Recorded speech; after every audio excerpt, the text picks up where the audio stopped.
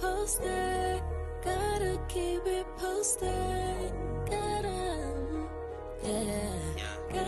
keep it posted. We got more clock, posted with the poster. Bring it to on the radio.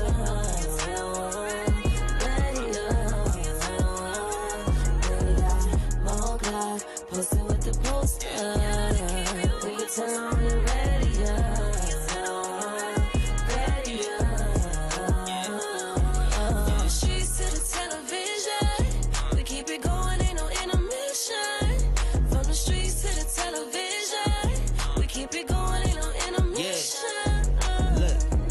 You know we poppin', just name a topic. Posted up like a palm tree in the tropic. Rozzy on the beat, make you wanna come and see.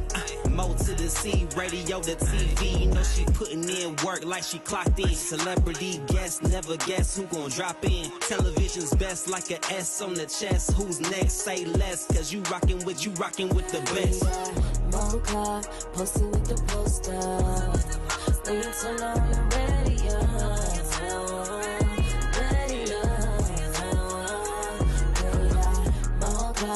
Posted with the poster.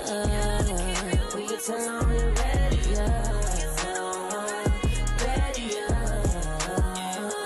From the streets to the television, we keep it going, ain't no intermission. From the streets to the television, we keep it going, ain't no intermission. Hey guys, what's up? It's your girl Mo Clark with the Post Up. We in the building. And look, you know, I just cannot stay away from reality TV. Like, I'm literally on here right now trying to find a clip from this show that this guy that's sitting next to me is on, because unfortunately, okay, so look, this the tea, okay? This Shavar, this the tea. I told Shavar I was going to watch the show. And I was, but what had happened was, my blood pressure had shot up past where it was supposed to be. And that was new to me because I've never had that happen in my life. I've never felt like I was anything other than 25 until that day. Are you 25? I am not 25. Oh. But I said 22? I'm 40. So Are you 40? I am 40. I don't believe it. Well, my blood pressure believes it. Okay. And I thought I was okay. And then the next day, my aunt, she called, and she was crying, and she was like, you need to go. And I was like, oh, my God, but I feel like I'm fine, because in my mind, I felt like I was fine. So that delayed my binge watching of TV. I understand. Because I had to kind of sit back and do nothing. Like, and this wasn't like a normal do nothing, like you're doing nothing on purpose. This was like you're being made to absolutely do nothing because you don't know what it is that's causing your heart rate to speed up, that's causing your blood pressure to shoot up. I'm glad you're okay now. I am glad I am okay as well. Yes. I am reading, I am praying, I am meditating, I am journaling. Doing all the right. I told you, I want to start journaling. I'm convinced that if anybody ever reads my journal, it's going to be a bestseller. Like, I believe it. I think it's going to be a bestseller because I write it as though it's a book anyway. I even had to start a whole new fresh book because I was writing like, in first person or third person? I write in first. So you write it from your point of view? I write it from my point of view, but I had to get a whole fresh new book, even though I wasn't finished writing in the old one, because I just felt like the old one had too much negative stuff in it. And I was like, God, if anybody ever go back and read this, I'm going to look like I'm the problem. let me clearly, that's not the case. Clearly that is not the case. But you know what, though? Being honest, you can say you're the problem, right? Some people say, and you can say it however you want to. You could say, you know what, I am the problem because I keep allowing these type of people in my life, or I keep allowing accountability. This, no, not really, but yeah. I know that's like a toxic word halfway accountability. It's not like you're directly blaming them and saying, hey, it's your fault that I'm going through this. No, it's not your fault. No, It's I'm your saying own it's fault. personal accountability. Yeah, it's personal accountability. Right. I'm big on personal accountability. I'm learning to be big on personal accountability, right? I feel so, with the journaling, I feel so refreshed. I can't even explain it. I feel so refreshed. Like I'm trying to see the positive in all situations that happen. You know, like even things that occur on social media. All things happen for the greater good. Yes, I can sit there and read a post and say, oh, they mad. But guess what? That's a damn problem. Whatever they mad at really don't have nothing to do with me. Are you one of those people that be on social media arguing? I try not to be. What's the last good argument you had with someone on social media? Oh, Jesus. It would probably be when I was a Facebook vixen. It ain't been that long though. Yes, it have. I haven't been a Facebook vixen in years. I understand. But I was a Facebook vixen, and you know, because I got a lot of attention from the guys, that made the women mad. And it could be over the simplest things, like, you know, playing games in the groups, and you know, which the celebrity Facebook do groups, you? they'll get you caught up now. They will get you caught up. Yeah, they'll But get I you can caught up. recall playing a game one day. Which celebrity do you look We like? friends on Facebook, ain't we? I don't know. Probably. You know what group I met you in? Nope. Don't say it out loud. Oh, okay. Okay, go ahead. Say it out loud. I met you in Atlanta Live. Oh, okay. Well, then that's awesome. Shout out to the homie, what's the Aaron. Yeah, That was shout my out to very, Aaron. very, very, That very, was very my first group. Facebook group. Yep. That it was my first Facebook group. I just realized because your name is not Mo. Your name is Mo something else on Facebook or something. Ain't No, it? it's Mo Clark. Is it? Yeah. Okay. Was it always? I just realized we friends on Facebook because my name isn't Shavara on Facebook. What's your name? Mm. Okay. No, no, my name on Facebook is Viru Perot. Okay. I have to see it. You seen it? I've seen it. We went back and forth with each other on Facebook. I Did just we realized argue? that. We didn't like. I never. don't Listen, think I don't I argue with argued. people on Facebook, but when I'm But sitting there you do listening, I'm like, you seem know like what? one of those people that probably like try to test the boundaries with people because you're I funny don't. and you don't. I don't. I'm like super philosophical on Well, then on one of them. we're gonna have to pull this up and see what we went back and forth about because It's been a while because I'm not. I am still And in Atlanta Live, but I'm not on Facebook the way I used to be on Facebook. So same. yeah, it's mostly like with like my family and stuff. I'll be on there now. I think for me it kind of changed when I did become the Facebook vixen, and that was way before Facebook allowed people to follow you, so you would cap out at 5,000. Yeah, I'm capped out at 5,000. So I ended up having to create 8 pages on Facebook. You had 8 pages? Well, because I was in high demand. Oh, I mean, you know, I was a that hot wasn't commodity conceited. back then. I mean, you know, it was and when I say high demand, it was the fact that I was engaging in the groups and I was talking to people and I was playing the games and all of that. So everybody was having me, and it sounds stupid to say this out loud, but really that's what it was, and you'll understand. Everybody was having me run their Facebook group. Everybody was having me add my people into their Facebook See, I'm groups. trying to. I've been trying to get a Facebook group going for years, And and what's I the can never problem? get it pop. I don't know. It's like because you know what it is. Like in the groups I've tried to create, I'll be trying not to do all the ratchet stuff, but the ratchet stuff is what keeps the Facebook group. If your group ain't ratchet, you might as well just forget about it. Like you know what I'm saying? Like. And it you know, even talking about it out loud is insane because back then when I was younger, they used to have these titles. Oh, you the COO or you the C. Like it They really did, made they you did. feel like And you it made were you feel a like you was boss. somebody, yeah. You was the boss of a company and you made $0.0. You're right. But you got to tell people what to do, and people got to come to you to do what they want They to did, do yeah. in a free group, free just I whatever. got kicked out of a group. Huh? I got kicked out of plenty of groups. Did you? I got kicked out of what's her name's group? Shay, Middle Class Matchmaker. She's on the show now. She's on that show with Rick Ross and them where she doing. What was the name of the group? God, what is Shay's group called? Middle Class Matchmaker. I never heard of that one. Shay Promise. Yep. She I kicked me never out of her heard of group. it. You know Why? why she kicked me out? Because me and this girl in the group. I met this girl in this other group. Okay. The taller people group, because it's A like for taller people people over group? 6, for people over 6 feet tall, right? What the hell is a taller people group? There's a tall people Facebook group. So I met this girl in the tall people Facebook group, and I had never even met her in real life, right? Right. Didn't even had any change numbers, and we was like vibing, whatever, in the DMs or whatever, and I said something like, girl, you gonna make me get you a ring or whatever. And so she was like, whatever, I'll post it. So I went online and found a picture of an engagement ring, right? And I posted, she said yes and tagged her in it, right?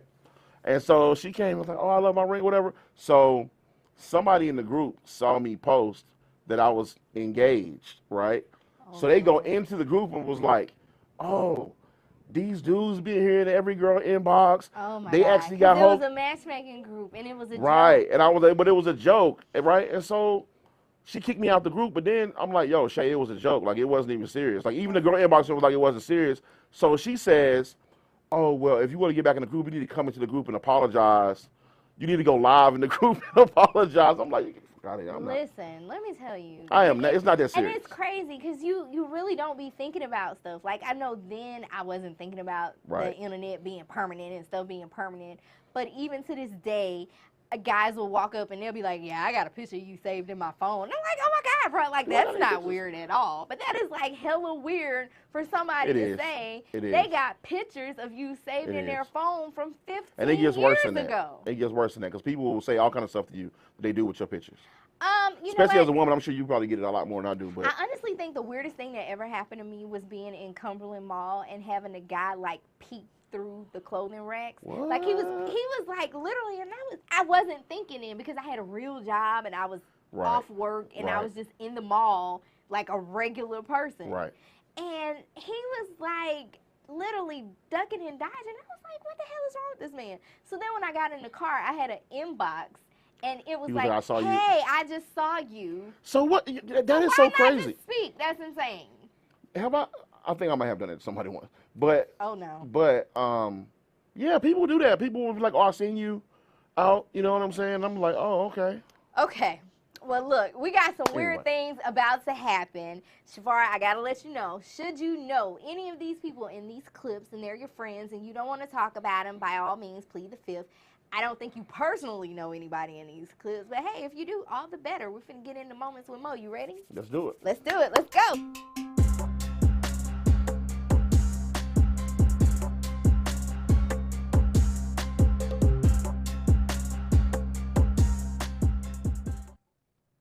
All right, who's first? Let's do it. Let's do it. All right.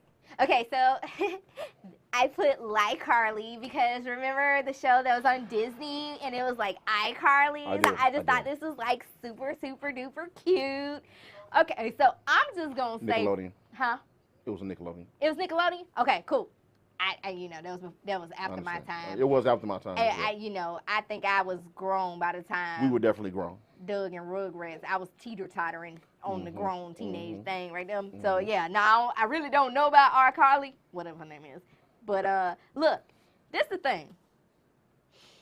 I'm learning to relax and take deep breaths, right? I understand. See? Because we're going to disagree on this one. Are we though? Yes, I was telling you before. So this is my thing. And this is what I said, honestly, from the jump. The math for me just was not mathing. The computers weren't puting. Yeah, like it wasn't. Because I'm trying to think, and I wear glasses, and I can't see shit, okay? But 9 o'clock at night is dark, and you're the only one that sees a baby walking down the freeway. The only one. And then I said, Jesus, if she was driving a certain speed, she wouldn't really had time to really see, because she would have said, is that a damn baby? Right. Boy, I'm tripping. And kept going. Like, I was just thinking. And then the theatrics of it all. Like, my ex-husband was so dramatic. He told me he was leaving me one day, and he packed trash bags to leave. Now, me personally, I wasn't upset that he was leaving. I was more upset that he was packing my good Glad trash bags to leave me. Because they're not cheap. They not cheap. They cost. And it was the Febreze kind. So and it was the big, probably the $19 box. And I was a little offended. All these damn Walmart bags that we stock and keep under the cabinet. But you want to get the good bags. And you want to get the good trash bags to leave me, of all things. Right. And who would want to do that? Who would want to do that? And I just felt like it was a bit extra. Yeah. Just as I felt the people taking this young lady's wig off. The Apple Watch, okay, cool. I get you. That might make a little bit of sense. But the wig, though, like... Look, I believe Carly, man. Okay. I mean, perception is reality. I'm going to tell you why. Okay, so look. I'm looking. New York in the 80s. I was a kid in the 80s. Okay. Right? There was a girl named Tawana Brawley. Okay. In the Bronx. Okay. She had to be like maybe 16 years old. Do you remember this? You old enough to remember. It sounds familiar. Tawana Brawley. She went missing. She went missing for 4 days in the Bronx, New York. Uh-huh. Right? They found her on the side of the highway in a trash bag. Oh, no. Covered in feces with a bunch of swastikas written all over her body. That's terrible. Right? Right. Now, she said, oh, the county sheriffs did this to me. The media went on to say she did it to herself. And to this day, because what happened when your boy Reverend Al, this big Reverend Al. Now this ain't little. I don't know who that man is up there now, but this the real Reverend Al. I remember Reverend Al because their church was right around the corner where my mom lived.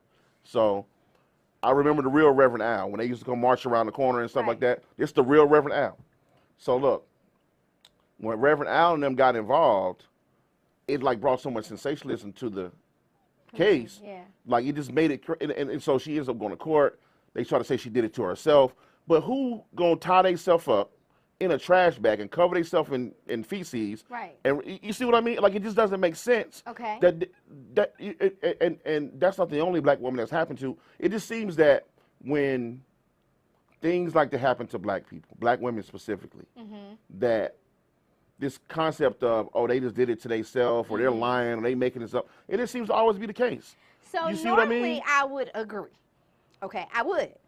But one more thing, and then you go. Tell me, 'cause it's what really made me say that I kind of believe her is the way that white sheriff got up there and was him and home. And my grandpa used to say, when a white man talked that long, he lying. He talked for a long time about nothing. So, how do you explain the search history? Well, we ain't seen her phone. No, we have not. They can get up and say what they want to say. We ain't seen her phone. We don't know what. All I know is her mama say something happened to her daddy say something happened to her, and her boyfriend said something happened to her. Boyfriend recanted. He recanted now because they live in a little small town in Alabama. Okay. Where you know that the elites have all the power. So how do you? Well, because I know you're gonna have. Because I know what I would say if I was in belief of this. But I was gonna say, how do you explain none of this being captured on the DOT footage? Who has control of the footage? Yes, I figured you would say that. So I guess we just gonna have to. Oh wait, because there was a whole. Y'all go watch what's the movie? They Clone Tyrone, and you'll see why I believe the girl. Her, the black soldier that ran across the border over in North Korea. Yeah, you just told us about that because I ain't know nothing about that. The girl that was walking around naked in the middle of traffic in L.A. shooting a gun in the air. So they say she's doing better after the kidnapping hoax. And they say she did lie. She said she did. She said there was no baby, no this, no that. Now, listen, how I feel, I don't believe her. Okay, that's just me. But if she is telling the truth, I could understand why she would kind of circle back. Right, because if they come to you and say, look, you know, we can ruin your whole family's life. But how do you explain the tweets from years ago and things that she was tweeting about, I would run away if people aren't paying me any attention? She ain't tweeted that. She did tweet that. Now, where she tweeted that at? On Twitter. What you mean where she tweeted that? She tweeted it on Twitter. Where else can she said, I'll run away if people ain't paying me attention. She did. And she said those same words. She said those words, but this was years ago. So, there you go. There you have it. Listen, we gonna have to keep following this story. JoJo, who next? Because I'm telling you, yes, I saw the tweets. Okay, so this story is super, super sad. 5-year-old shoots 16-month-old brother. Now, as if that isn't sad enough by itself, the 5-year-old brother had cocaine in his system. The 16-month-old baby had marijuana in his system.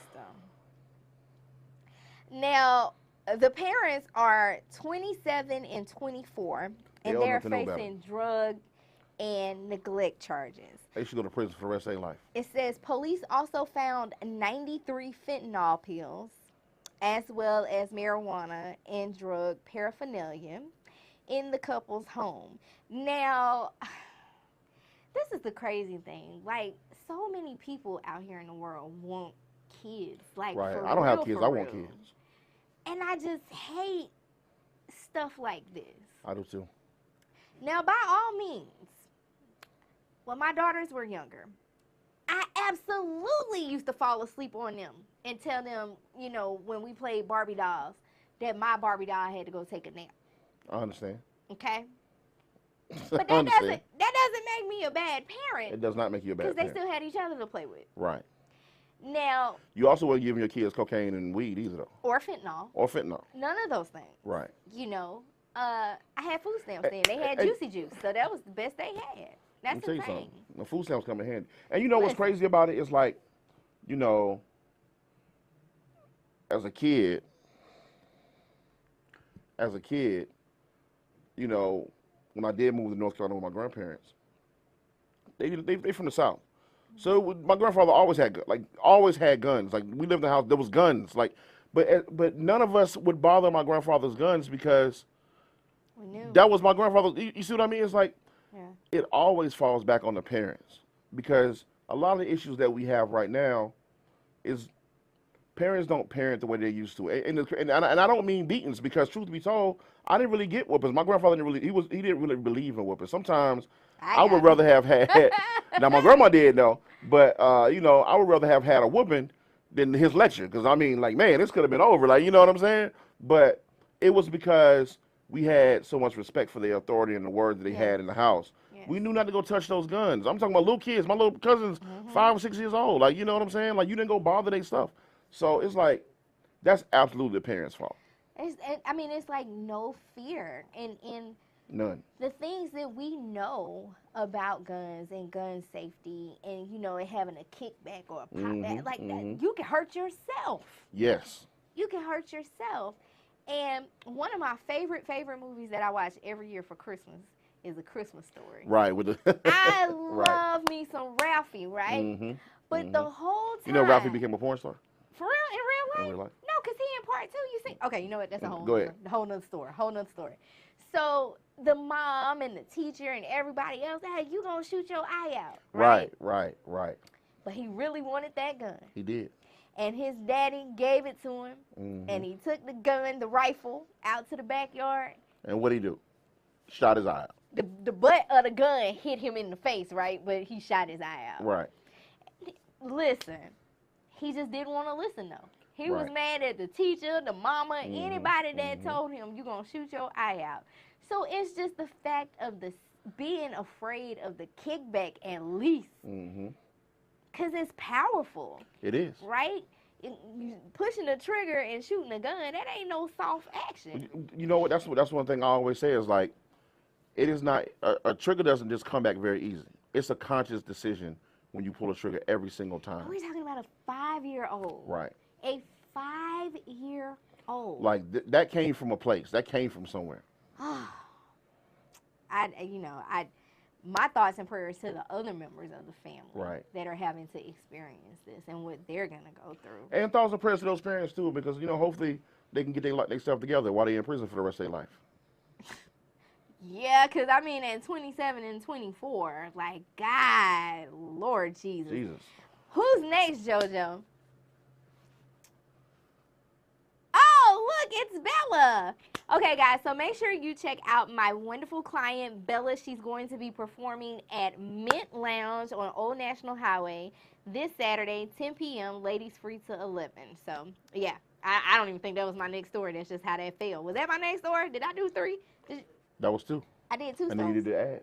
I did an ad.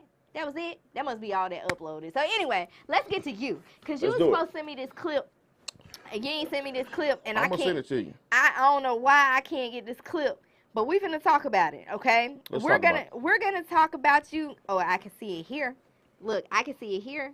Let me see if I can copy it and send it to JoJo. JoJo, check something. I got it where I can send it to you. He got it. got JoJo, it? check the chat.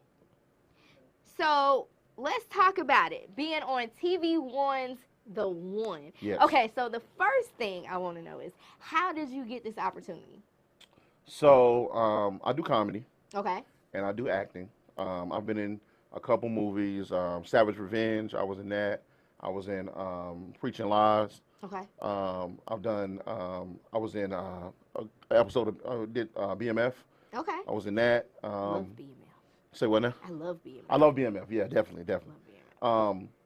And so I did an audition for another reality show that's on right now. Somebody said, "Hey, they're auditioning for this reality show. You should try to do it." And I've always wanted to do reality TV. Okay. So I auditioned for another reality show, and I didn't get chosen. Okay. But it's the same production company that did The One. Okay. So the girl from The One called me back and said, "Hey, I think we have a better opportunity for you. You should come and do this one." And so the way the process worked, so for those that don't know, so The One is a dating reality show here in Atlanta, executive produced by Kirk and Tammy Franklin. It is not a gospel-based show. Like everybody says, oh, it's a gospel-based. It's not a gospel-based show, but it is about black excellence, and it is about, truly finding the one. It's like, some shows, it's about, are they really here for the right reason? Right. But our show is actually truly about meeting somebody. Right?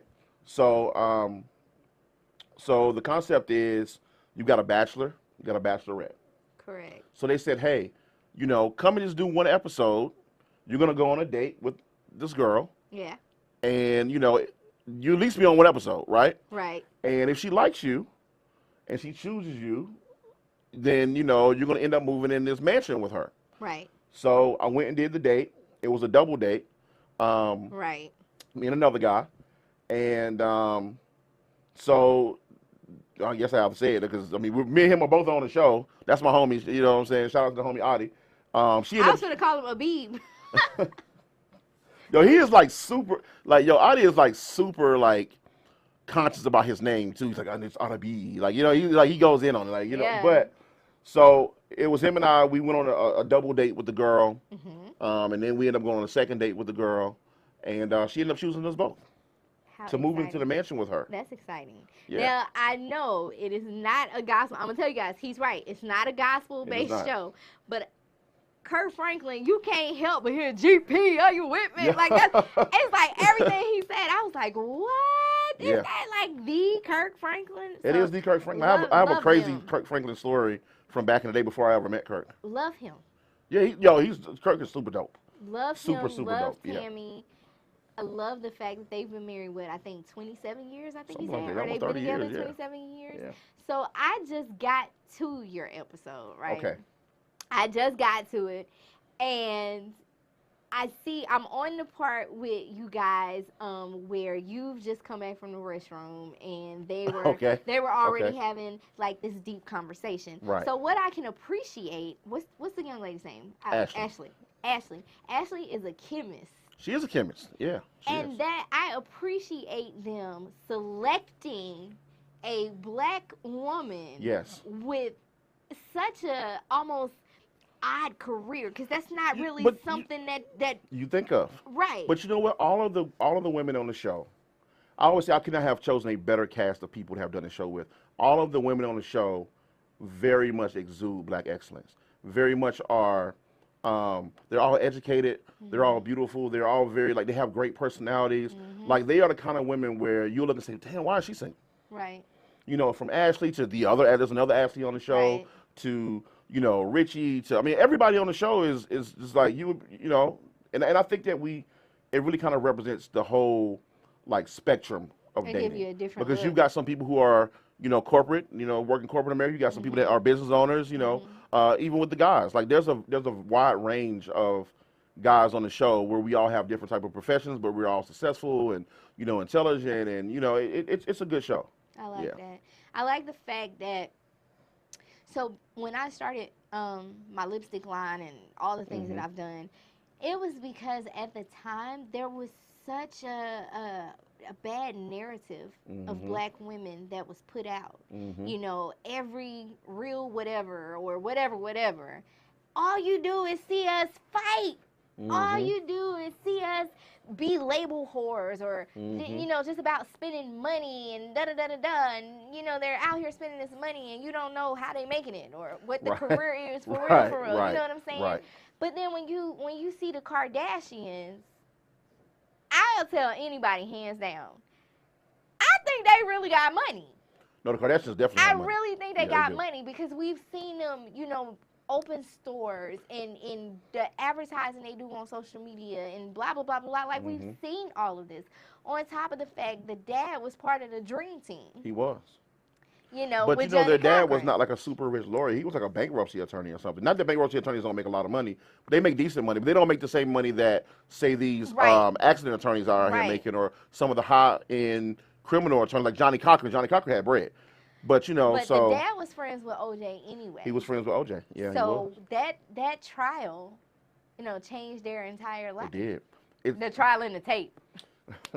But, you know, when you think about it, because when you talk about reality TV, the first real, like, major modern-day reality TV show is the Housewives series, right? That's the one that really kind of changed the game. You think so?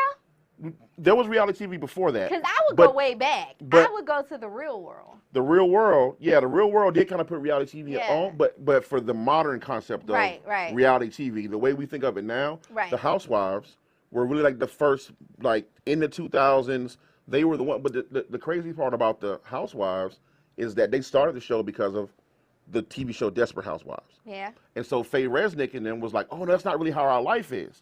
Right. Well, if you think about the reason why Faye Resnick is famous, she's only famous because she was Nicole's friend.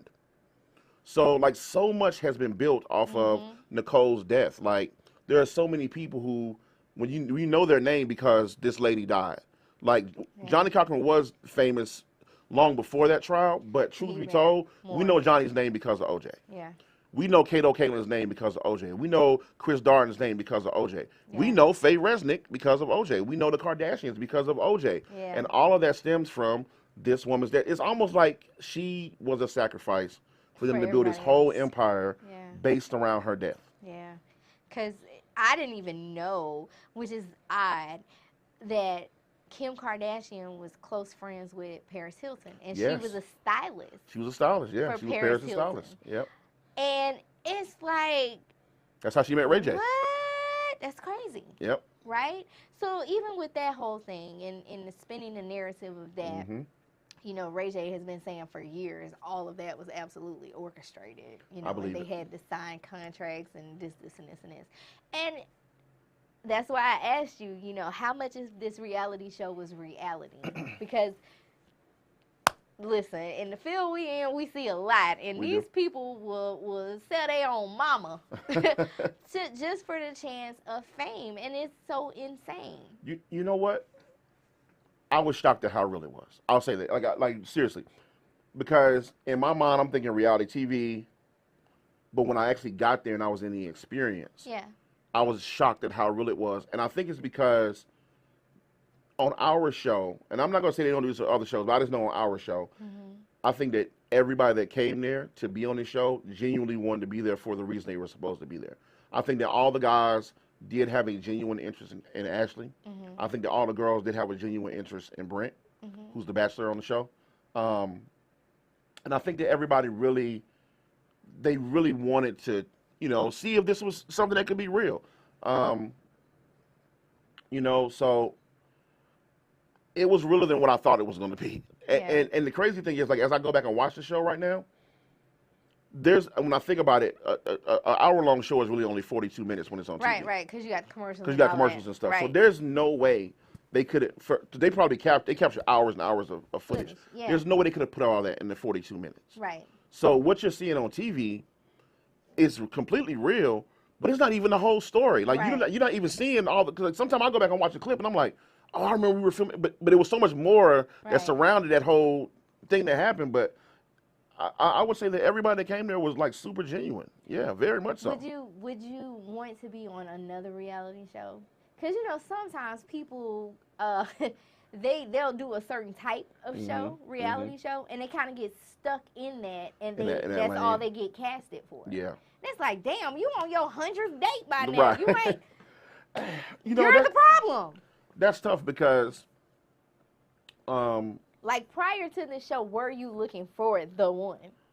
So this is gonna air. This is live, right? Yeah. Okay, so I can say it now then.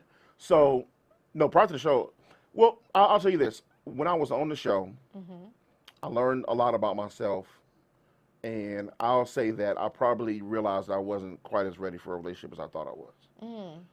That's big. That's the thing that I would say I learned from the show.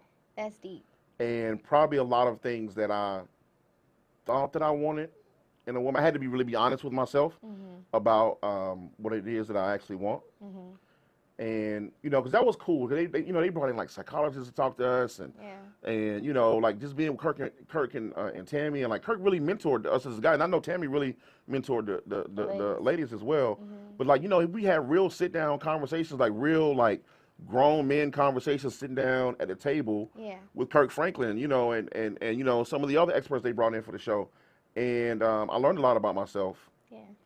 Would I do another dating show? It would have to be the right kind of dating show. Gotcha. It couldn't be a dating show where people are just, on there to get famous.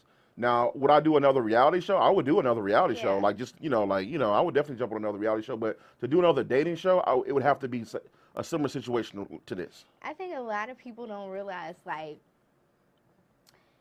we look on social media, right? And I said this with my second marriage. I was like, man, the work start after the cameras go off, right? Because you have the wedding, you got the cake, you got your beautiful dress. This dude got on his Easter suit. Everybody happy and eating chicken and stuff and doing the electric slide. But the real work starts when you get home. This is true. Because while you're planning the wedding, you're if you have a wedding or whatever, you just all over the place trying to take care of that, trying to take care of the details, and then it's like you have this preparation for this one big day, and then after it's done, that part is done. Okay, now you got to live life, and it starts with how am I gonna maneuver through this situation? Right. We couldn't maneuver through that situation. But the only reason why we couldn't maneuver through the situation is because I think sometimes people have their version of what a marriage should look like, right? And I think if you're courting somebody and you start talking about marriage, y'all need to kind of figure out if y'all got the same version. I agree, 100%. Because if he in one book and you in another book and y'all on totally different chapters and books, you're going to bump heads. I agree. And that's what you don't want to do. Now, granted, opposites attract, and you're supposed to, grow with somebody. Relationships are about compromise. This is relationships true. Any relationship, whether it's business or romantic or whatever. Hell, I got to compromise with my dogs at the house. Right. So you got to compromise on your job. Like, that's a relationship too. Absolutely. So, yeah. But it's just the real work starts when nobody is looking. This is true. And you can't, so many people, they compare. That's part. You know what's crazy about you saying that? So I remember one of the first conversations we had with Kurt, and he said one of the things I hate the most is when people see me and Tammy online and they comment under our pictures of relationship goals. Yeah. He said I hate when people comment that. He said because the thing about it is we go through stuff. Absolutely. He was like we've been to counseling, we've had ups and downs. Absolutely. And that's but one of my favorite Jay-Z sayings is he was like it doesn't rain in music videos because we only film on sunny days.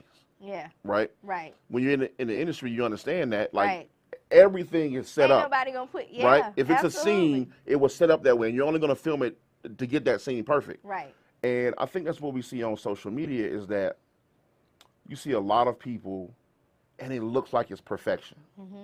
But that's because they're only putting those moments on there. Even when they try to put something that may not look happy, it's still orchestrated because they're only putting that piece of it there. You're not really getting the whole story. Yeah. So it's like you gotta stop comparing yourself Absolutely. to what you see, not just on social media, but just what you see in general. When I was gonna marry my third husband, I only halfway feel bad, right? Because my intentions were good. Mm-hmm.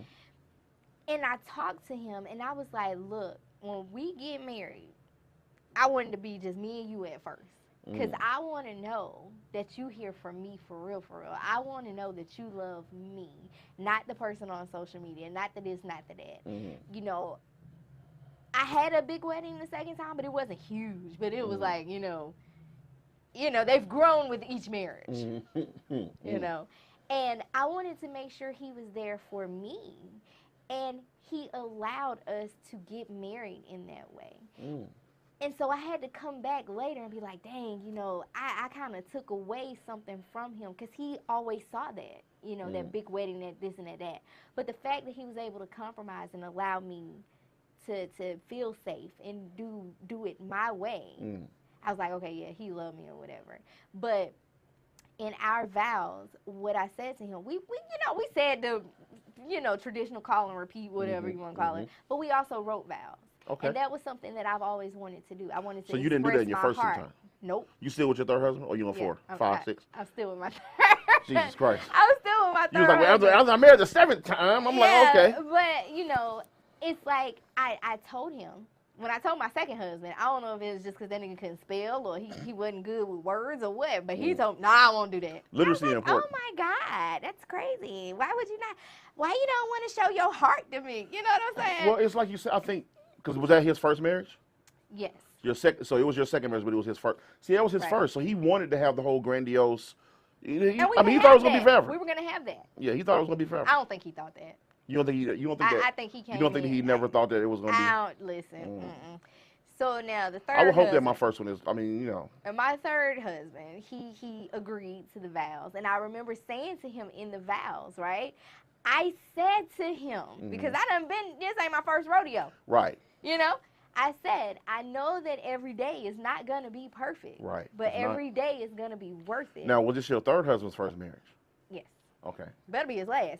But I said, I vow to continue choosing you every day. And you know that's what it's about. It is. It's not, 100% nobody's situation is perfect. But you yep. have to agree, especially when you're married. When you're married, you have to literally choose that person every day. I agree 100%. Whether you like them or not, because you ain't going to like them every day. Right. But you got to love them. Matter of fact, you probably going to like them less days than you like them. Yeah, but you're going to love them every day. Yeah. And you have to keep choosing them every day. And I knew, I was like, in other situations, in other areas of my life, baby, when these men used to do certain things, it used to cause the Facebook vixen to do certain things. Like, bro, don't you know I could just poof, be gone. Right. I could snap my fingers. All I got to do is respond to one inbox. What's up?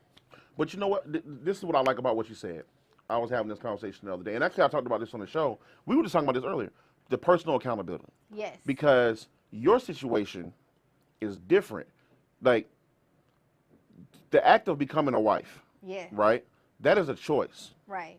It's like you'll meet somebody and, they in their 30s, 35, 40 years old. And, just say you're 35. A woman's 35 years old. She started dating when she was maybe 17, right? That's how many years? That's what, 20, 17 years, 17 years, whatever? Yeah. 17 and a half years, right? Let's just say 17 and a half years. So you're going to tell me in 17 and a half years, out of all the men that you've met, nobody qualified to be your husband.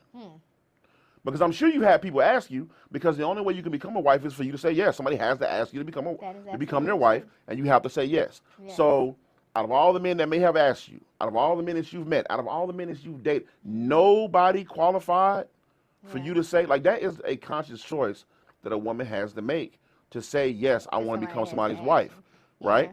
So you have at least made that decision at least 3, and that is a conscious choice. Yeah. I hear, sometimes I'll be like, I just want them to come and take all the podcast mics and throw them away. Because, you hear so many men get online and complain about the women. And then right on the other side, You hear so many women get online and complain about the men. But my thing is, you're choosing these people that you're dating. Yeah. Like, I saw a girl the other day, she was like, oh, it's always the same 5 men. Well, if it's always the same 5 men, like, you choosing these same 5 men. You see what I'm saying? And the same thing with dudes is like, you know, you hear guys always complain about, well, women only want this and women only want that. And women, you know, if you ain't 6, well, I am over 6.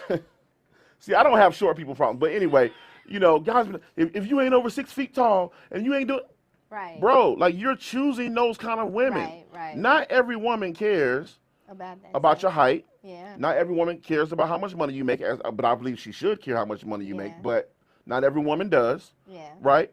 So if you're running to women that consistently are asking you about how much money you make, they consistently complain about how short you are, like, you probably just choosing the wrong women, because I promise you it was another woman somewhere that was like, I like that little short. I mean, the thing is, people say, like, a lot of times when you have kids, people always say, you know, kids don't come with no instruction manuals. Well, guess what? Neither do husbands. And neither do wives. This is true. You know, me and my husband were having a conversation one day, and he was like, something, you should know how to be a wife. Well, this is my thing. Should I? Here's the thing in it all.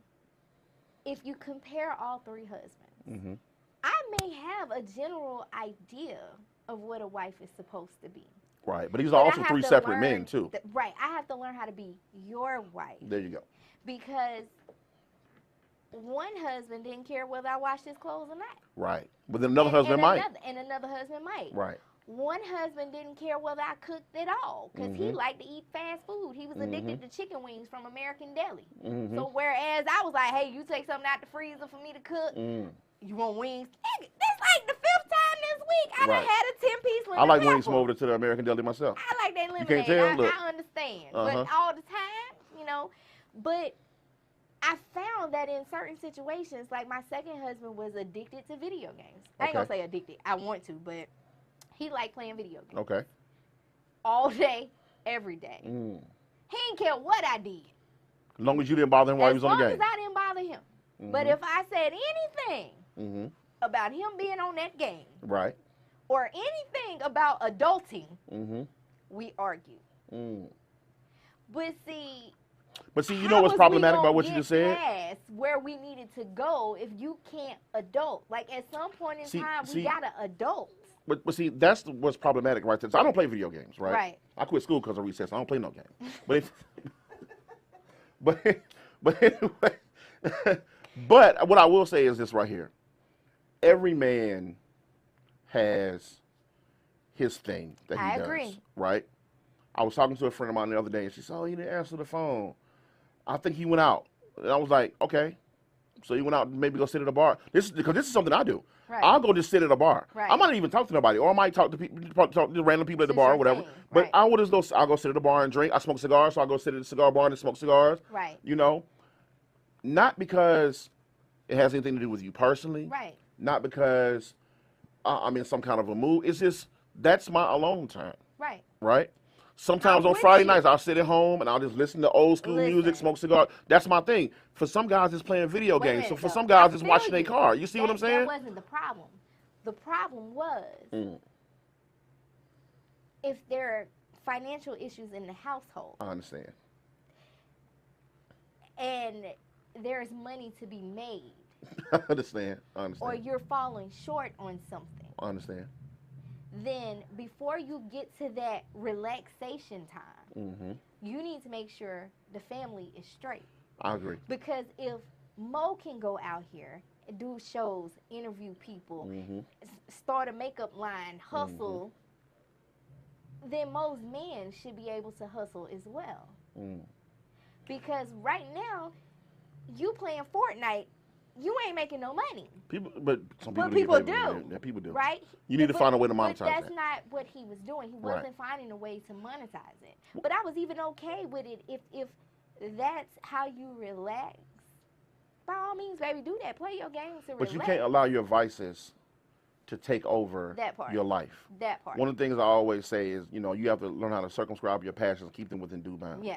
Because your passions will take over your life. People can become so passionate about certain things that they won't do anything else, and it will destroy your life.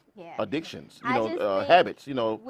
And not to say he was a bad guy. He's whatever. But what I will say is that sometimes people be so childish and immature that they will give off they don't care about you, and they'll play it so well till you'll start believing this man don't care about me, or this woman really don't care about me. Let me remove myself from this situation. But then I remove myself from this situation, and you inbox me saying you always want to run when times get hard. Dude, Well, I've been standing in your face for 4 years saying, hey, I'm finna foul, you know, and you. But, you know, Never I'll look say up. this. One of our cultural issues. Look, now, people want to argue with me about this. Uh-oh. But I don't care what the cultural issue is. Okay. It always comes back to white male supremacy. Okay. Why? Every single time. Why? You can always trace it back to that. Okay. A lot of the issues that we have in our culture right now with dating, with success, with just being, you know, being able to maneuver in the modern world in general stems from the fact that we are only a couple generations removed from slavery.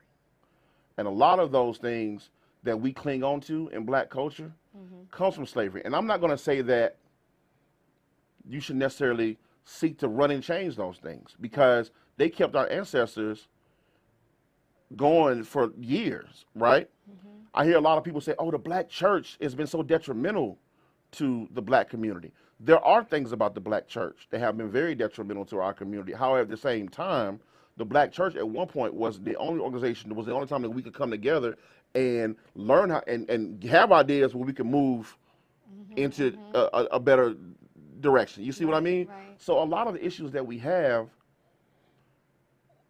when you talk about the dynamics between men and women, when you think about the things that a man is supposed to bring to a relationship, leadership, provision, protection, traditionally, black men have been put into a place where they couldn't provide leadership, protection, and provision. However, the black woman has been elevated so that she is the one. So it's almost like the roles have been reversed. Yeah. And now we're at a time period where that's not quite the way it has to be, Right. but it's so ingrained in us.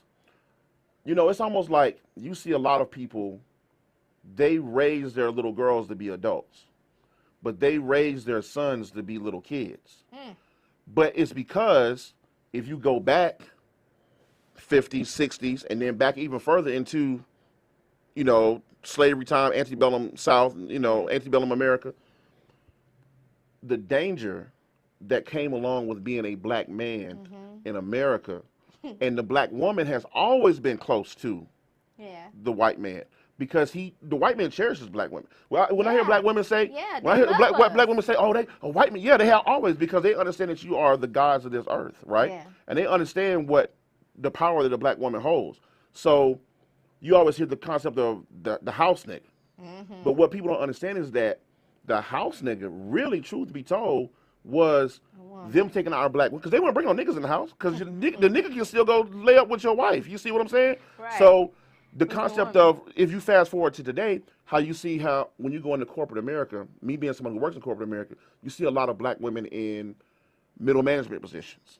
You see a lot of black women in corporate America that do well. You see a lot of black women that go to PWIs that do well, because it's always been that way. It's always been a time.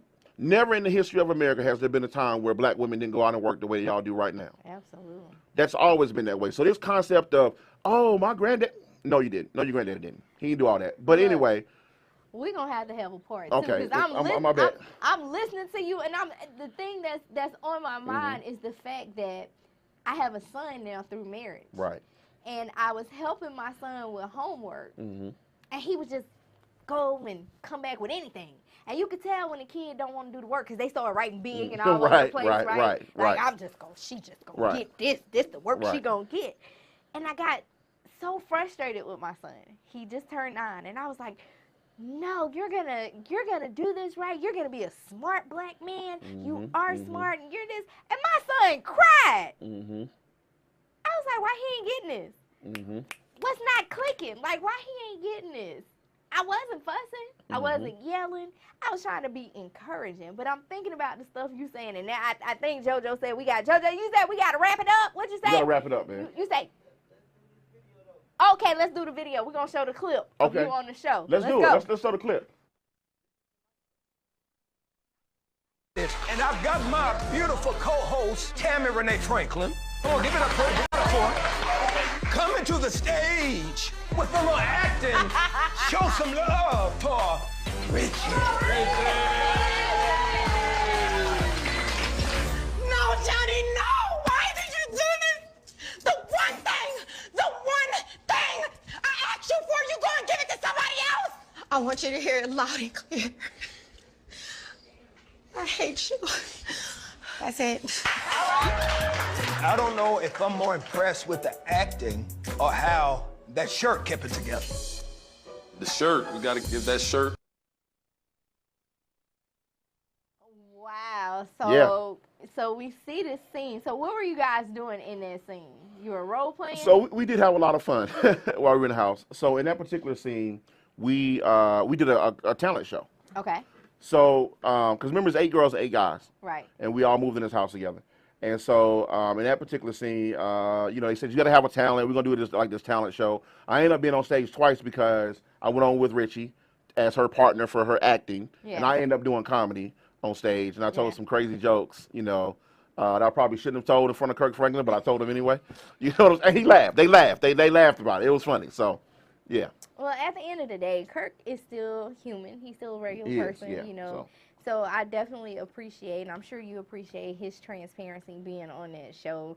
No, and absolutely. Even saying, that he and Tammy have been in counseling. I mean, because they did go through some things prior to with certain addictions that Kirk had or whatever. Yeah. But, that goes to show you, when you're in your faith, you aren't supposed to follow the man. You ain't supposed to go to the church because certain people preaching the word. Because if that man, anybody can get in the pulpit and say anything and still not be a man of God. They supposed to be. What's the pastor's name? The pastor that keep getting in trouble. You know? Oh, my man up in New York. Yeah, Whitehead. Yeah, Whitehead. yeah. Listen, bruh. But that was one of the things. I was gonna say one of the things Kirk said while we were on the show. He said, don't put your faith in me. I might let you down. Put your faith in God. But what I'll say about that is, because I do consider myself Christian. Yeah. But I also consider myself more spiritual. Right. On a more spiritual path. And I think that, you can find the truth in all of it. But, when you talk about, say, for example, a Bishop Whitehead, right? Yeah. Here's the thing about it. Even Jesus said that I speak in parables and riddles, because if I said the truth, most people wouldn't be able to receive it. Right. And the thing that I've learned is that everybody has a message. Absolutely. Your message might be for one person. It might be for 1 million people. Mm-hmm. But whoever it is your God-given duty to preach your message so that everybody can receive it. Absolutely. Now, somebody has went to Pastor Whitehead's church. Somebody has went to his church. Yeah. And because they went to Pastor Whitehead's church, they changed their life. Yeah. So, his whatever he got going on, that's between him and God. When you get to wherever you think you're going, right? When you get there, and it's time for you to talk to whoever you think you're gonna talk to, right? They're not gonna come to you and say, "Hey, well, wait, I gotta ask Mo about what you see. What I'm saying? Right. That's not how that works. Right. That is between them, and that's why when people say, "Well, I don't want to give my money to the church," I don't know what they're gonna do with that money. No, you got to do your part. Right.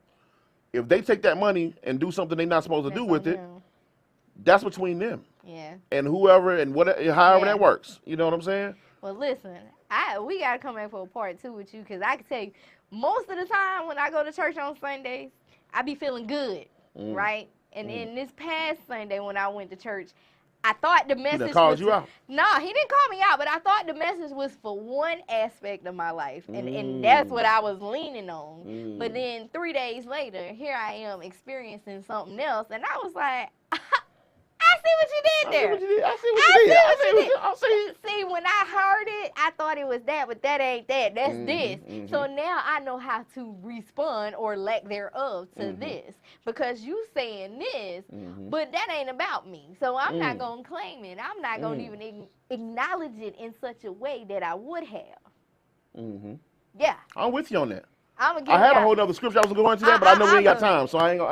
I'm gonna let them do those. Haters got a job to do. Their job is hating. Because everybody got a message. Everybody got a message. Now I'm not gonna stop a hater from hating, because I don't want to see nobody unemployed. So therefore, church. As you were. And once again, church. And that's it, and that's all. And we out of here. Tell everybody where they can find you at before we leave. Make sure y'all hit me up on Instagram is my main platform.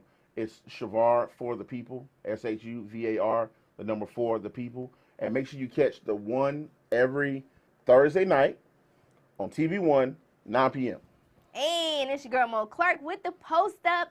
You can find me on IG at Miss Mo Clark. You can find me at Miss Media Bay. You can find me at the Post Up. And since Christmas is around the corner, go ahead and put your follow for Jack on Layaway. Follow Status Network. Keep it posted. Gotta keep it posted. Gotta keep it posted. We got Mo Clark posted with the poster. When you turn on your radio,